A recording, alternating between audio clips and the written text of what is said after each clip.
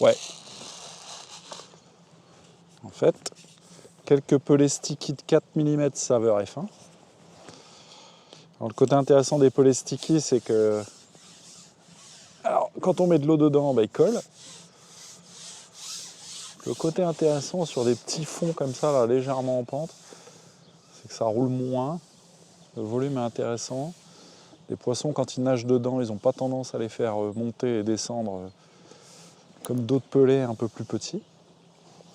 Et puis, le côté sympa, ces petits pelets prêts à pêcher, à mettre à l'hameçon, de chez Sonu. Les Hookable Expander Pellets.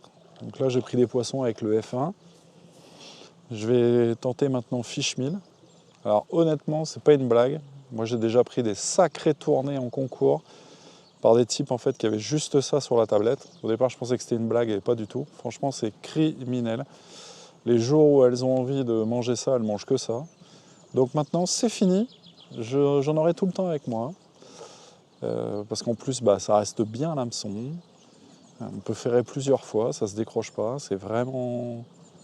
C'est pas trop mou, c'est pas trop dur.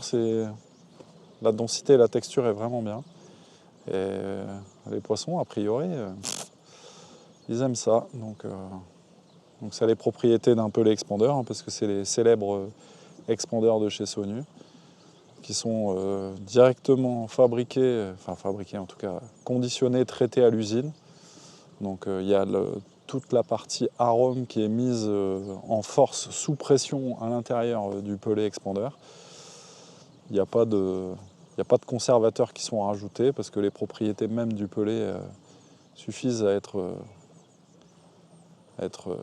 je dirais, durables dans le temps. Donc ça, c'est le côté intéressant. Et puis surtout, c'est qu'avec une boîte, on peut déjà faire une sacrée partie de sa saison, parce que là, on a 100 grammes de pellet. Ça, c'est bien. Donc là, c'est des 6 mm. Et j'ai pris quelques jolis, on va dire. Et là, je me suis fait cambrioler. Ah non, ça va. Donc, combo gagnant. Hein. Eurocarp Margin 10 mètres avec petit expander de chez Sonu. Quelques pelets sticky de 4 mm saveur F1. Et... Pardon ? Un petit arbre qui va bien. Un fond intéressant. Des kits me permettant d'être ultra précis. Parce que au moins, les zones où j'ai trouvé la profondeur dans laquelle les poissons se nourrissent, je peux répéter l'exercice si jamais le poste venait à se durcir, à se compliquer. À partir du moment où il y a beaucoup de bouillon, là ça devient impêchable parce que les poissons sont entre le fond et la surface. Donc là c'est compliqué. Donc là en sondant, j'ai repéré des hauteurs d'eau en fait identiques. Donc dès que ça sent un peu le gasoil, hop, je change, je laisse reposer en fait mon coup principal et j'y reviens plus tard. Mais ça, c'est le côté sympa de la précision des kits marqués au centimètre. Et voilà. Comme quoi, pas beaucoup de matos. Hein. Une poignée de pelés, quelques pelés préparés à l'avance. Ça, c'est la magie. Alors, c'est peut-être un petit F1. C'est possible. Voilà, un gardon. Ah, un petit F1.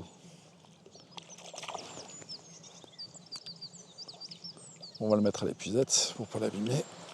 Crac.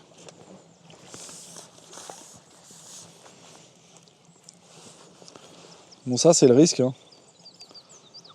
Parfum F1 dans un plan d'eau où il y a des F1, on prend des F1. Mais bon, c'est tellement sympathique ce poisson. Donc c'est un croisement entre un carassin rouge et une carpe commune. Donc ça prend le meilleur des deux. Et puis ça fait des petits poissons ultra combatifs. En quelques années, ça fera 2 ou 3 kilos. Allez hop, au prochain.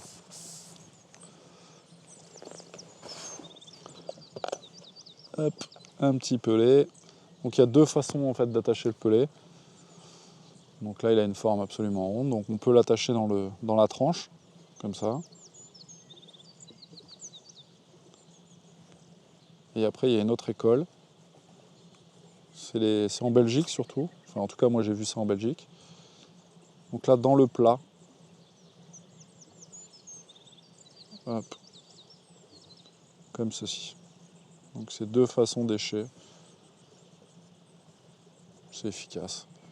Puis là surtout le côté intéressant c'est que c'est vraiment un pelé en fait qui a une très très belle densité. Donc ça coule mais ça a les propriétés de l'expandeur, donc c'est assez léger, donc à l'aspiration.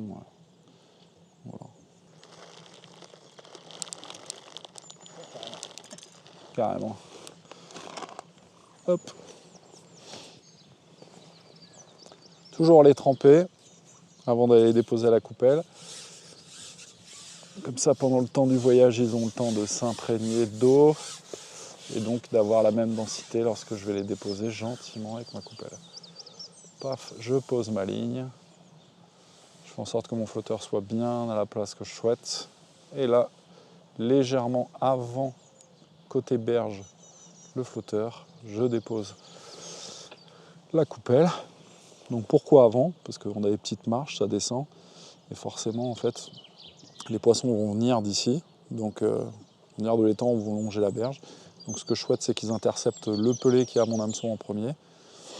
Et puis les autres poissons vont arriver, vont s'occuper de nettoyer les pelés et de les faire un peu dégringoler, en fait, cette petite pente. Donc voilà. Et puis ça me permet en fait de pouvoir encore décaler vers la berge si je veux en fait que les poissons soient vraiment plus proches de mon coup initial. Et après, si je souhaite, en fait, je peux décaler vers le profond.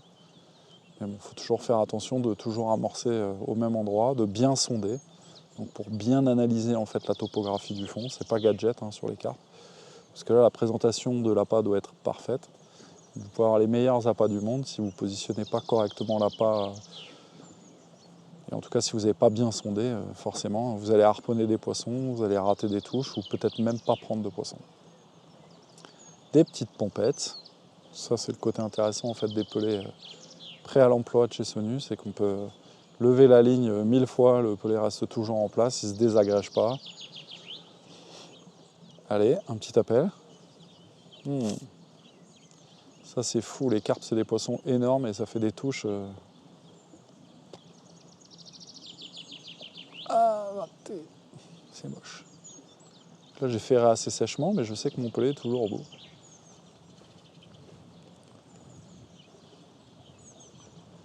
Elles sont pas belles nos journées d'été. En même temps l'été c'est pas encore là, mais... Ah, raté.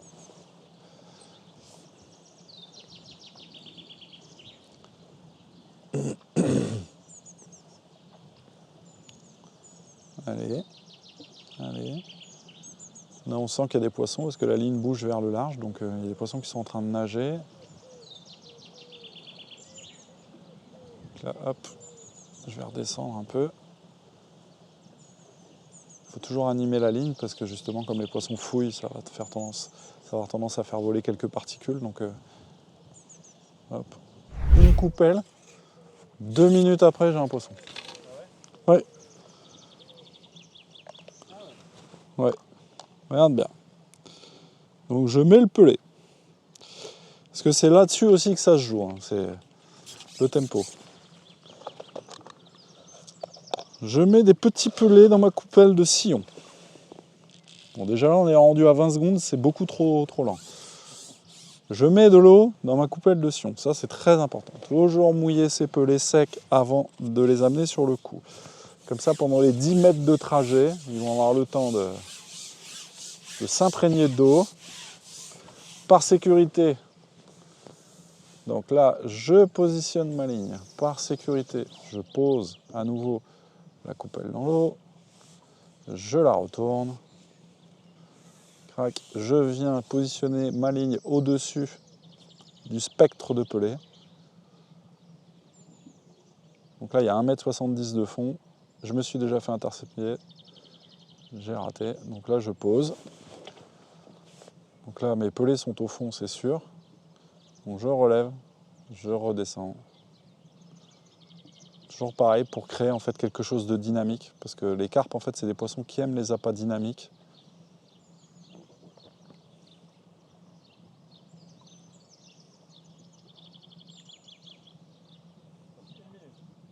Ah mais t'inquiète. J'ai des appels.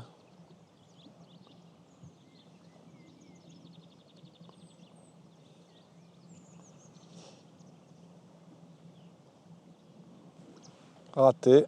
Dommage. On va appeler le Sylvain Legendre de l'étang bientôt. Mission impossible. Oh! Allez, je suis encore dans le timing, je peux encore en prendre une. Donc là, en fait, là, toutes les bulles, ça, les poissons, en fait, prennent les pelets, remontent entre deux eaux, les mangent, donc en fait, ils dégazent. Il y a des poissons, il y a des poissons, il y a des poissons. Allez. Allez.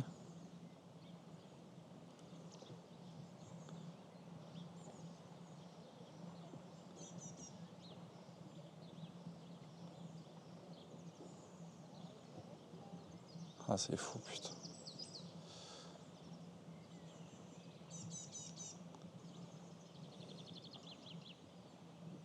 Allez. Elles y sont. Monsieur Lilian, dans le timing ou pas? 30 secondes de retard. Ah merde. Bon, désolé, chers téléspectateurs. Et en plus, c'est même pas une carpe. Donc j'ai failli ma mission. C'est pas grave. Un F1. Ça, c'est incroyable. Quand vous allez voir la taille de ce poisson. Quand... Ah là là là. Crouk! C'est ça, tous les bouillons. C'est impressionnant. C'est beau, ce poisson. Voilà. Un petit F1. 30 secondes après le temps. C'est dingue. Hop. Ouais, du coup, eh ben j'y retourne. Hein.